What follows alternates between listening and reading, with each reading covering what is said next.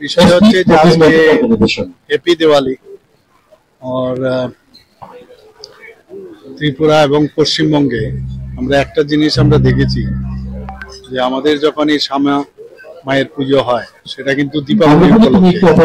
অন্যান্য জায়গায় কিন্তু দীপাবলি উৎসবে অনেক জায়গায় আলুর উৎসব বটে, কিন্তু অন্য জায়গায় দেখা যায় সেখানে গণেশজির পুজো হয়।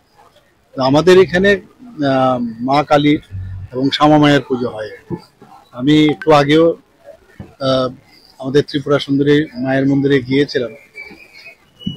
একটা জিনিস যেটা সেটা হচ্ছে আমাকে ডিজি সাহেব একটু আগে বলছিলেন যে প্রচুর পুজো কিন্তু বেড়ে গেছে এবার নর্থ সাউথ সব জায়গায়। উনি বললেন যে কালী পুজো তো বেড়েছে, এর আগেও দুর্গা পূজার থেকে আরম্ভ করে সব পুজো এখানে কিন্তু বেড়েছে।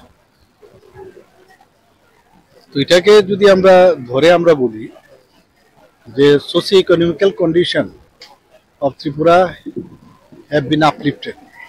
Because of that, the people of Tripura, they are celebrating this Deepavali as well as this Kali Puja. So we are very happy that we are in right direction. It's a positive. Positive.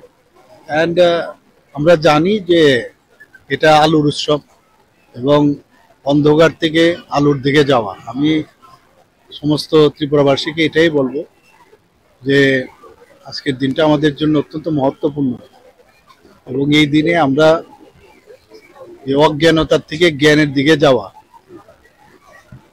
অধর্ম থেকে ধর্মে যাওয়া, অসত্য থেকে সত্যের পথে চলা, এটা ভেরি ইম্পর্টেন্ট ফর আস।